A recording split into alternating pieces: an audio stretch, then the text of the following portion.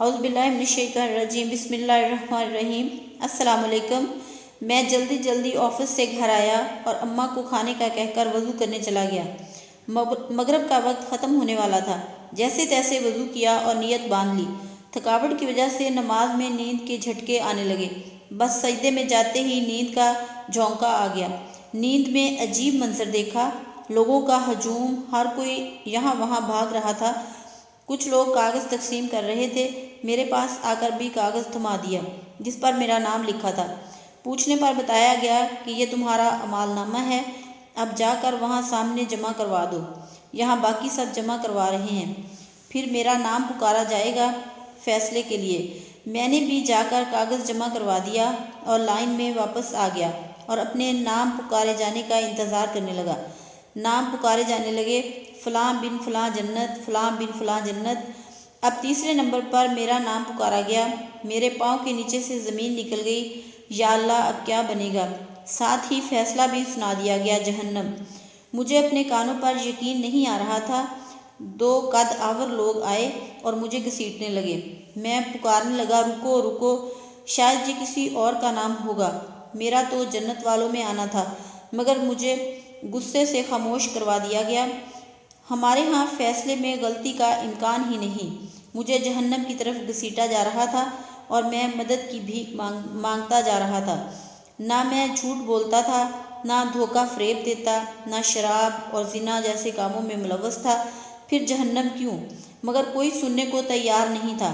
جہنم کی گرمی مجھے محسوس ہونے لگی۔ اندھیرے گڈھے میں مجھے پھینکنے کو تیار کھڑے تھے۔ مجھے اچانک اپنی نماز کا خیال آیا۔ نماز نماز، کہاں ہو تم؟ نماز بھی خاموش۔ جہنم کی آگ کے شعلے مجھ سے لپٹنے کو بے چین ہو رہے تھے اور مجھے جہنم میں دھکا دے دیا گیا۔ مجھے جیسے ہی دھکا دیا، ایک سفید بزرگ نے فوراً میرا ہاتھ تھام لیا اور مجھے جہنم سے باہر کھینچتے ہوئے باہر نکالا۔ میں ڈر سے کانپ رہا تھا۔ پوچھنے لگا، آپ کون ہیں اور مجھے کیوں بچایا؟ کہنے لگے، میں تمہاری نماز ہوں۔ میں غصے سے چلایا، اب آ رہے ہو؟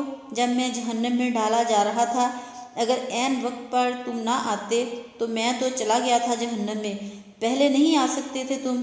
بزرگ کہنے لگے، جیسے تم مجھے تاخیر سے پڑھتے تھے، کبھی وقت پر نہیں پڑھا، ویسے ہی میں بھی تاخیر سے آیا ہوں۔ کبھی تم نے مجھے وقت پر پڑھا ہی نہیں تو میں وقت پر کیسے آتا؟ میری اکھڑی اکھڑی سانس اب قدرے بحال ہونے لگی۔ میری ماں نے آ کر مجھے سجدے میں ہلایا تو میری آنکھ کھلی۔ بیٹا خیر ہے؟ تم نماز نماز پکار رہے تھے سجدے میں۔ میں حیرت سے خود کو ٹٹولنے لگا کہ میں زندہ ہوں۔ پسینے سے شرابور ماں کے ہاتھوں کو چومنے لگا۔ اللہ کا شکر ادا کرنے لگا جیسے دوبارہ نئی زندگی ملی ہو مجھے، اور میں نے پختہ ارادہ کیا کہ آئندہ نماز میں کبھی سستی سے نہیں پڑھوں گا۔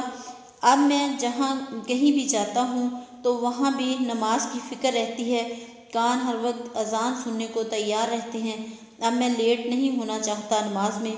دوستو، چاہے دنیا کے کسی کونے میں کیوں نہ ہو، کتنے بھی مصروف کیوں نہ ہو، زمین یہاں سے وہاں ہی کیوں نہ کر دی جائے، بس یہ یاد رکھنا، نماز اپنے وقت پر ادا کرنا نہ بھولنا۔